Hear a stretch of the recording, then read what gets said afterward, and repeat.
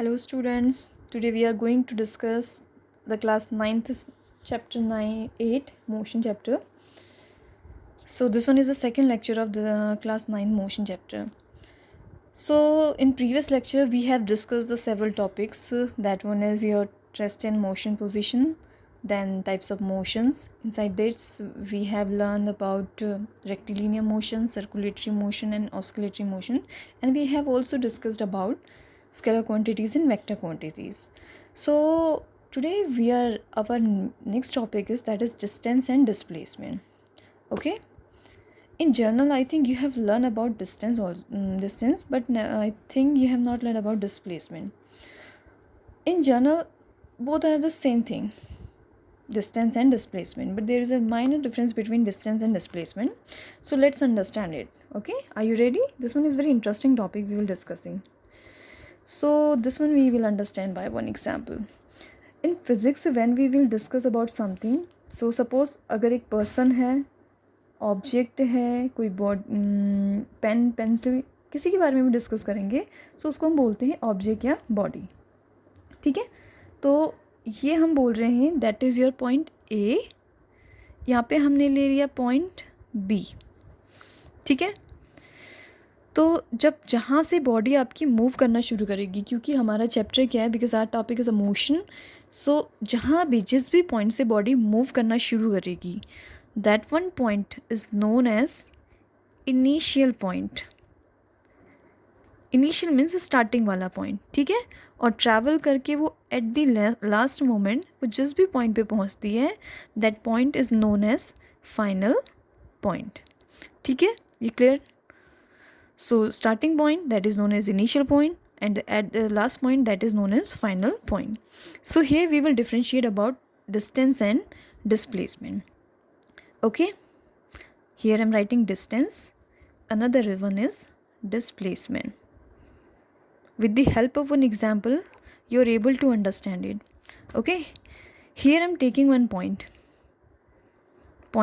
A, there is point B.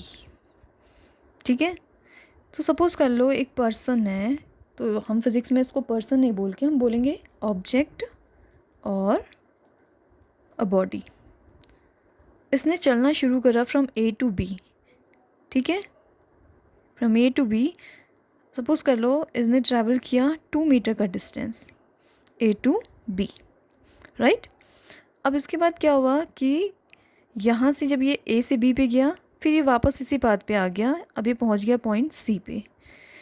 ये वाली जो डिस्टेंस है from B to C, that one distance is 1 metre. Okay, with the help of this example you are able to differentiate between distance and displacement. So in this example you have to find out the displacement as well as distance. So what is your distance? Here I'm going to tell you one definition. Starting इसने कहाँ से किया था? Point A से. फिर ये कहाँ पहुँचा? पॉइंट बी पर. एट द एंड इसने कहाँ पे पहुँचे? पॉइंट सी पे. It means your initial point is A is initial point, B is final point. So sorry, C is final point. So distance definition is that the longest path covered by a body or object. Body या object के द्वारा सबसे ज़्यादा जो longest path covered करता है from initial point to final point, that is known as your distance. So in this example the total distance covered by that man or object is, total distance कितना हुआ? पहले कैसे यहाँ पे हम लिख रहे हैं total distance. कैसे मूव किया इसने? First of all A to B. ठीक है, A to B your distance is 2 metre. Then कहाँ से आया वो? B to C पे. तो A to B your distance is 2 metre and B to C it is 1 metre. So total distance will be 3 metre. Okay, अब यही इस example से हम डिफ्रेंशिएट करेंगे किसके बीच में? Displacement and distance. Right, so here I am plotting that one is your point A, this one is point B. First of all man travel from A to B, the distance between A to B is 2 metre. Okay, then यहाँ से इसने travel back किया, move किया, at point C पे ये पहुँचा finally, and that one distance is 1 metre. अब देखिए डिस्प्लेसमेंट क्या होता है, द शॉर्टेस्ट पाथ. ये तो था लॉन्गेस्ट, पहले ए से बी में गया, फिर बी टू सी में टोटल डिस्टेंस जो कवर किया, जो एक्चुअल पाथ जो कवर्ड बाय अ बॉडी, पहले ए टू बी में गया फिर बी टू सी में. यहाँ पे आपका थोड़ा सा फ़र्क क्या आता है कि स्टार्टिंग कहाँ से किया इसने, ए से, और कहाँ पहुँचे एंड पे, सी पे. सो द सबसे छोटा path, shortest path covered by a body from initial point to final point, that is known as displacement. It means देखो पहले ऑब्जेक्ट ने कहाँ से कहाँ जाना शुरू किया, A to B, देन वो कहाँ से आया, B to C. तो इनिशियल पॉइंट क्या है आपका,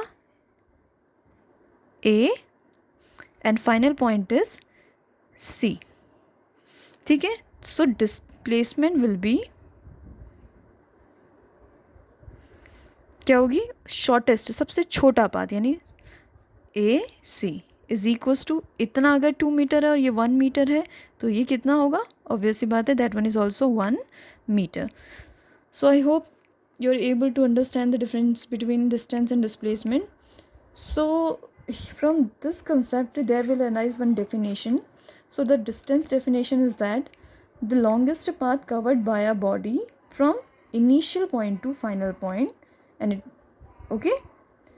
Distance is a scalar quantity, as we have already learned that distance means it does not depends upon the direction, it has some magnitude. आपने यहीं पे एग्जाम्पल में देखा होगा, देखो ये A से B पे गया पहले, सपोज ईस्ट डायरेक्शन में, देन ये वापस से किस में आया, वेस्ट डायरेक्शन में, C पॉइंट पे आया. तो इसको डायरेक्शन से कोई मतलब नहीं है, 2 metre plus 1 metre equals to 3 metre हो गया. ठीक है. तो distance is the scalar quantity, it is the longest path, पूरा जो पाथ कवर करेगा by a body is known as distance. In general distance is denoted by S. It is the scalar quantity and its a unit is metre. Okay. And displacement is, what is the displacement? Displacement is the shortest path, सबसे छोटा path covered by a body from initial point to final point. In this example, initial point to final point, the distance is AC, that is 1 meter. So see देखो पहले आप कैसे गए, 1 metre east direction में गए, उसके बाद आप वापस वेस्ट में आए, तो देखो डिस्टेंस में, डिस्प्लेसमेंट में फ़र्क आया ना. इसका मतलब डायरेक्शन का सेंस पे डिपेंड कर रहा है. As I told you earlier in previous lecture that this vector quantities are those quantities which has magnitude. It has magnitude as well as it has sense of direction. So in this topic, Vidya, your displacement is the shortest path covered by a body from initial point to final point. Okay. So this one is vector quantity and its a unit is meter. So I'm going to give you one homework. You have to find out the 4 to 5 difference between distance and displacement, right? I hope you understand it. In next one lecture we will understand this one by with another example and or numericals. Thank you.